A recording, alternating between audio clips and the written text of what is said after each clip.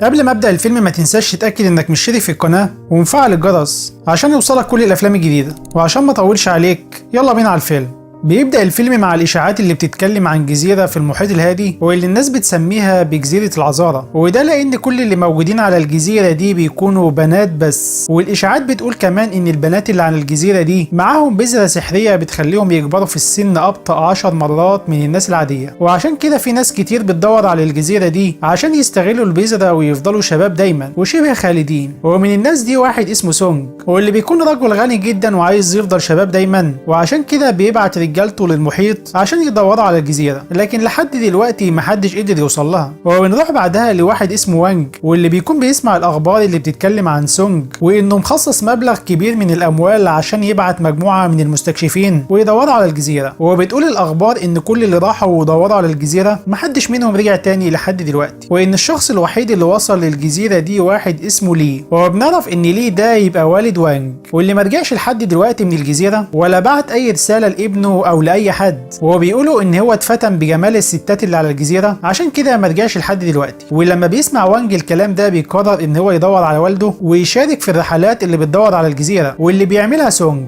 وبيروح وانج فعلا عشان يركب السفينة، وهناك بيقابل صاحبه اللي اسمه هيون، واللي بيقول له إن هو بقى عنده خبرة كبيرة في الرحلات بعد ما اتخرج من الجامعة وبقى بحار يعتمد عليه. وبيقرر هو كمان يشترك في رحلة سونج في البحث عن الجزيرة. وبعد ما الاتنين بيجهزوا وبيطلعوا على السفينة بيظهر واحد من رجالة سونج وبيديهم جهاز تتبع عشان سونج يعرف هما فين بالظبط. وبيتحركوا بعدها بالسفينة فعلا لحد ما بيوصلوا للمحيط الهادي، وبيكونوا هما الاتنين متفائلين بالرحلة وعندهم امل يلاقوا الجزيرة. لكن بعد مرور شهرين في المحيط بيلاقوا نفسهم مش عارفين يوصلوا للجزيرة وتايهين في وسط المحيط، وبيبداوا يفقدوا الامل خاصة لان الاكل اللي معاهم بدأ يخلص. وبيدعوا عشان يلاقوا الجزيرة بسرعة والا هيموتوا في قلب المحيط. وبعدها بيكتشفوا ان جهاز التتبع اللي معاهم مش شغال. وبيظهر بعدها مجموعة من الطيور في السماء واللي بتكون طيور النورس. وساعتها بيفهم وانج ان في جزيرة قريبة منهم، وبيستخدم المنظار بتاعه عشان يدور على اي حاجة حواليه، وفعلا بيلاقي جزيرة قدامهم. وبيفرح جدا هو وهيون لان دعواتهم استجابت اخيرا، لكن حظهم ان الموج بيكون عالي جدا ومش بيقدروا يقربوا بالسفينة لحد الجزيرة. وساعتها بيقرروا هما الاتنين يعوموا لحد هناك، وبيوصلوا فعلا لحد الشط لكنهم بيكونوا تعبانين جدا وبيناموا. وبعدها بيقوموا وبيلاقوا نفسهم متحوطين بمجموعة كبيرة من البنات، وونج بيكون مش مصدق ان هو وصل للجزيرة وبيعتقد ان هو بيحلم. وبعدها بينام تاني. وبعد ما هما الاتنين بيفوقوا بيلاقوا نفسهم وسط الجزيرة مع البنات عشان يحققوا معاهم. وهيون بيكون متضايق جدا وبيتعصب عليهم، فبتضربوا واحدة منهم وبتوقعوا على الارض. وبعدها بياخدوهم هما الاتنين وبيدخلوهم جوه قفص من الخشب عشان محدش فيهم يهرب. وبعدها بتظهر قدامهم زعيمة الجزيرة وبتقول لهم ان ال 500 سنة اللي فاتت كان بيحاول رجالة كتير يوصلوا للجزيرة بتاعتهم، وفعلا جالهم بحارة كتير عشان يستكشفوا الجزيرة. وبيستغرب هيون جدا وبيكون مش مصدق ان هم عايشين بقالهم 500 سنة على الجزيرة لوحدهم من غير اي رجالة، وكمان لسه شباب زي ما هم. وبيسألهم اذا كانوا فعلا خالدين زي ما بيتقال عليهم، لكن البنات مش بيردوا عليهم وبيسيبوهم وبيمشوا. وبعدها بيطلع وانج السكينة اللي كان مخبيها معاه، وبيخطط مع هيون يستخدمها بالليل عشان يهربوا. وبالليل فعلا بيفتحوا القفص وبينجحوا ان هم يخرجوا. وبيقرر وانج ان هو يدور على اي دليل يثبت ان الجزيرة اللي هم عليها هي جزيرة العذارى فعلا. وبيقول له هيون ان هو هيدور على اي طريقة يهربوا عن طريقها من الجزيرة. وبيوصل فعلا هيون لحد الغابة عشان يدور على اي مهرب. وساعتها بيقدر وانج ان هو يوصل للاماكن اللي البنات عايشين فيها، وبيدخل خيمة منهم. وبسبب ان الستات عاملين افخاخ كتير في الغابة عشان محدش يوصل لهم بيقع هيون في افخاخ كتير، وبيدخل في رمح خشب وبتقع على دماغه ثمار الفاكهة وهو في الحفرة. وبيكون ساعتها وانج لسه في الخيمة، وبتدخل عليه واحدة من البنات اسمها مويان ومعاها اختها الصغيرة مون. وبنكتشف ان الخيمة دي هي اللي البنات بياخدوا فيها دش. وبيحاول وانج ان هو يستغل الفرصة عشان يهرب من الخيمة وهم بياخدوا دش. هو بيحاول يتسحب عشان يخرج من المكان، لكن حظه ان البنت الصغيرة اللي اسمها مون بتشوفه، فبيحاول يخليها تسكت وبيديها المصاصة اللي معاه. لكن بعد ما مون بتاخدها بتصرخ برضه وبتفضحه. وبيطلع وانج عشان يهرب من كل البنات اللي اتلموا عليه وهم بيجروا وراه بالرماح. فبيحاول وانج ان هو يخوفهم عن طريق النار، لكنهم بيقدروا يمسكوه تاني وبياخدوه لحد الزعيمه بتاعتهم عشان تحكم عليه بسبب هروبه من القفص بتاعهم واللي يعتبر السجن عندهم. وده غير ان هو حاول يهجم على البنات اللي على الجزيره، وكمان كان بيتفرج عليهم في الخيمه بتاعتهم. وساعتها بيدخل عليهم هيون واللي بيكون مصاب ومتبهدل بسبب الافخاخ اللي وقع فيها، ورغم كده بيحاول ان هو ينقذ صديقه وبيحاول يخوفهم وبيقول لهم ان هو محترف في الكونج فو. لكن البنات بيكونوا عارفين ان هو بيكذب عليهم وبيضربوه تاني وبيكتفوه هو كمان. وبعدها بتحكم عليهم الزعيمه هما الاتنين بالموت بسبب اللي هم عملوه ودخولهم على البنات وهم في الحمام. وكل البنات بيكونوا مصممين ان هم يخلصوا عليهم، لكن الزعيمه بتاعتهم بيكون عندها فضول تعرف السبب اللي خلاهم يوصلوا للجزيره. فبيقول لها وانج ان هو قرر يوصل للجزيره بتاعتهم عشان يدور على والده واللي جه للجزيره بتاعتهم من حوالي 10 سنين. والمفاجاه ان الزعيمه فعلا بتكون عارفه والده وبتقول له ان هي لو شافته تاني هتخلص عليه. وبعدها بتأمر الحرس عشان ياخدوهم ويخلصوا عليهم. فبيقول لهم هيون ان هو ملوش اي ذنب وانه ما كانش مع وانج في خيمه البنات وما شافش اي حاجه. هو بيطلب منه يطلقوا سراحه لكن الزعيمه مش بتوافق. هو بياخدوهم بعدها لمكان غريب وبيدخلوا كل واحد فيهم في اناء الطبخ عشان يشووهم. هو بيحطوهم على النار فعلا وبيحطوا عليهم توابل كمان وبيكونوا خايفين جدا. وساعتها بتجيلهم ميان وبتكون عايزه تخلص على وانج لانه شافها وهي بتاخد دش، وبتكون متضايقه منه جدا وعايزه تخلص عليه. لكن المفاجاه ان ميان بتقطع الحبل بتاعهم وبتحررهم، وبتقرر ان هي تهربوا من المكان على الرغم ان هي بتكره وانج بسبب اللي عمله، لكنها بتكون مش عايزه اي حد يموت بسببها. وفعلا بتحررهم هما الاتنين وبيدخلوا الغابه عشان يهربوا، لكنهم بيقعوا تاني في الافخاخ اللي هناك. وتاني يوم بيلاقوا نفسهم مربوطين تاني قدام الشجره المقدسه بتاعتهم، والبنات بيتفرجوا عليهم وبيحضروا التوابل والخضار عشان يشووهم وبعدها ياكلوهم. لكن لحسن حظهم ان واحده منهم بتوصل وبتعرفهم ان في واحده منهم بتغرق في المحيط بعد ما نزلت الميه. فبيروحوا كلهم للشط جري عشان يلحقوها. وساعتها الرجاله بتستغل الفرصه عشان يفكوا نفسهم باستخدام النار، وبعد ما بيحرروا نفسهم بيرموا النار تحت الشجره المقدسه بتاعتهم وهم مش واخدين بالهم. والبنات بيوصلوا للشط وهم زعلانين جدا ومش عارفين ينقذوا صاحبتهم من الميه، وبيكونوا مش عارفين يتصرفوا ازاي. وساعتها بيوصل وانج وهيون للشط هم كمان عشان يهربوا، والبنات بيكونوا مش واخدين بالهم. لكن فجاه وانج بيغير رايه بسبب البنت اللي بتغرق قدامه، وبيقرر ان هو يساعدهم عشان ينقذوا صاحبتهم على الرغم ان هو عارف انهم لو مسكوه تاني هيخلصوا عليه. وفعلا بينزلوا هما الاتنين الميه وبينقذوا البنت واللي بيكون اسمها تشون. وبيضطر هيون ان هو يعمل لها تنفس صناعي عشان تتنفس وتفوق، وبيقدر ان هو ينقذها فعلا. والبنات كلهم بيكونوا فرحانين جدا بيهم لانهم انقذوا صاحبتهم. وبعدها بياخدوهم للزعيمه بتاعتهم تاني، وتشون بتكون متعاطفه معاهم لانهم انقذوا حياتها، وبتطلب من الزعيمه ان هي تسامحهم. وبنلاحظ ان تشون بقت بتحب هيون، والزعيمه بتفكر في الموضوع وكانت خلاص هتسامحهم. لكن فجاه بتدخل عليهم واحده تانيه وبتقول لهم ان الشجره المقدسه بتاعتهم بتولع. ولما بيروحوا هناك بيكتشفوا ان الرجاله هم اللي كانوا السبب في حرق الشجره. وبتقرر الزعيمه ان هي ما تسامحهمش وتخلص عليهم بجد. لكن مويان وتشون بيكونوا حبوا الرجاله وبيطلبوا من الزعيمه ان هي تلاقي لهم عقاب تاني غير كده. فبتقرر الزعيمه ان هي تدي لهم مهله 3 شهور عشان يرجعوا الشجره تاني زي ما كانت، والا هتخلص عليهم بعد مرور ال3 شهور. وتاني يوم بيحاول الرجاله ان هم يعالجوا الشجره من الحريق وبيحطوا لها ميه. ومع الوقت وانج وتشون بيساعدوا البنات في شغل الجزيره وبيتعودوا عليهم اكتر وبيقربوا منهم، وبيعرفوهم اساليب جديده عن الزراعه والمعيشه واللي ما شافوهاش قبل كده. وتشون بتحاول ان هي تقرب من هيون اكتر وبتهتم بيه وبتجيب له اكل دايما وزهور كل يوم. وفي يوم وانج بيحاول ان هو يشغل جهاز التتبع بتاع سونج، بيلاحظ ان في تعبان قريب جدا من مويان على الشجره اللي وراها، فبيجري عليها بسرعه وبينقذها قبل ما التعبان يلسعها. لكن مويان بتقول له ان التعبان ده يبقى صديقها، وبتقول له ان هي اللي مربياه من زمان. وبعد مده بيلاحظ الاتنين ان الشجره المقدسه بدات ترجع لطبيعتها تاني وبيكونوا فرحانين جدا. وبعدها بالليل البنات بتحتفل معاهم بالمناسبه دي وبيفضلوا كلهم يرقصوا وهم فرحانين جدا. وبيشوف وانج مويان وهي بترقص وفرحانه، وساعتها بيفهم ان السعاده في الحياه مش زي ما كان متصور، وان هي مش بالعمر الطويل اللي الكل بيدور عليه. وبيحس اخيرا ان هو لقى ليه هدف في الحياه والسعاده اللي كان بيتمناها. وبيقرر ان هو يفضل معاهم على الجزيره على طول عشان يحميهم. وبعدها مويان بتحكي لوانج عن تاريخ القبيله بتاعتهم، وبتقول له ان من زمان كان في قبيله مشهوره اسمها قبيله الصحراء، واللي كانوا مش بيحتاجوا للرجاله عشان يخلفوا بطريقه غريبه، وكانوا بيتكاثروا ذاتيا، وكانوا مسؤولين عن زراعه بذور الشجره المقدسه واللي بتحافظ على شبابهم وبتخليهم شبه خالدين. وبتقول له ان البشر لما عرفوا حقيقه البذور دي قرروا ان هم يهجموا على القبيله بتاعتهم عشان ياخدوها. وبسبب كده زعيمه القبيله ساعتها ادت البذور لاصغر بنت في القبيله وطلبت منها تهرب بيها لابعد مكان بعيد عن البشر. وبعد كده البشر قضوا على كل اللي موجودين في القبيله القبيله، وبعدها هربت البنت فعلا في المحيط لحد ما لقت نفسها موجوده على جزيره مهجوره، وبعدها بدات البذره تنبت وتنتشر في الجزيره كلها، وبدات الجزيره يبقى فيها حياه. ومع الوقت كبرت البنت وعملت قبيله جديده على الجزيره، وهم اللي بيحموا البذور دي لحد دلوقتي. وبنعرف ان البنت الصغيره دي هي الزعيمه بتاعتهم حاليا، واللي اصلها من قبيله الصحراء. وتاني يوم ويام بتاخد وانج لاخر مكان شافت فيه والده، واللي بيكون عباره عن كهف في الجزيره، وهناك بيلاقي وانج المذكرات بتاعت والده، واللي بيكون كتب فيها عن المده اللي عاشها في الجزيره مع قبيله البنات. وبيعرف ان والده بعد ما شافهم عايشين في سعاده وفرح قرر ان هو ما يبلغش عنهم اي حد عشان ما حدش يقدر يوصل لهم، وعشان يحميهم من المستكشفين اللي زي سونج. وبيفهم وانج اخيرا السبب اللي خلى والده ما يرجعش تاني ولا يتواصل معاه. وبيقرر وانج ان هو يعمل زي والده، وبيقرر يكسر جهاز التتبع عشان ما حدش يوصل لهم. لكن قبل ما يمشوا بيتفاجئوا ان الجهاز لقط اشاره، وبيتفاجئوا ان هو لسه شغال. وفي نفس الوقت سونج بتوصله الاشاره من الجهاز، وبيعرف مكان الجزيره. وبيروح وانج وهيون لزعيمه القبيله عشان يحذروهم، وبيقولوا لها عن سونج، وبيقولوا لهم ان هم لازم يمشوا من المكان فورا لان سونج في طريقه للجزيره عشان يوصل للبذور. لكن الزعيمه والرجاله بيقرروا ان هم يستعدوا لسونج ورجالته قبل ما يوصلوا، وبيعملوا خطه. وبعد مده فعلا بيوصل سونج للجزيره مع رجالته، وبينزل مجموعه منهم عشان يستكشفوا المكان قبل ما ينزل بنفسه. واول ما رجالته بينزلوا بيتفاجئوا ان البنات مستنياهم، وبيرحبوا بيهم وبيحاولوا يغروهم، وبيخلوهم يشربوا لحد ما بيفقدوا الوعي، وبعدها بيربطوهم. ولما الرجاله بتاعته بيتاخروا بيقرر سونج ان هو ينزل مع باقي رجالته، فبيروح لوانج وهيون عشان يستقبلوه، وبيحاولوا يضحكوا عليه ويفهموه ان الجزيره دي مش هي الجزيره اللي بيدوروا عليها. لكن سونج مش بتدخل عليه الخدعه، وبيقرر ان هو يربطهم كلهم ومعاهم وانج وهيون. وبعدها بيسال الزعيمه عن مكان البذور عشان يبقى خالد زيهم، لكن الزعيمه بترفض ان هي تقول له على اي حاجه. فبيهددهم سونج ان هو هيخلص على الطفله مون، وساعتها بتضطر البنات ان هم ياخدوه لمكان البذور. لكن وهم في الطريق بتقدر تشون ان هي تضرب واحد من رجاله سونج وبتفقد الوعي، وساعتها باقي البنات بيتشجعوا وبيواجهوا باقي الرجاله. وبعدها سونج بيقرر ان هو يهرب من المكان، وبياخد معاه وانج وبيخليه يلبس قنبله، وبيهدده ان هو هيخلص عليه لو ما اعترفش وقال له على مكان البذور. وساعتها الزعيمه وباقي القبيله بيوصلوا، وبيقرروا ان هم ينقذوا وانج من سونج. لكن لسوء الحظ بيقع سونج وبيفعل القنبله، وبيكون متبقي على الانفجار 30 ثانيه بس. وبيفهم وانج ان مفيش قدامه وقت والا البنات كلهم هيموتوا معاه، فبيقرر ان هو ينزل للمحيط عشان يضحي بنفسه. وساعتها بيفتكر لحظاته مع مويان والايام اللي عاشها مع البنات بتاعه القبيله، وبيفهم التضحيه اللي والده عملها زمان، وان دوره هو كمان جه عشان يحمي القبيله. وفعلا بيضحي وانج بنفسه، وبتبكي مويان من الحزن على وانج اللي حبيته، وكل البنات بيكونوا زعلانين جدا. لكن بعدها بنكتشف ان وانج لسه عايش، وبيفهم ان سحر الجزيره رجعه تاني للحياه بسبب ان هو ضحى بحياته عشان القبيله.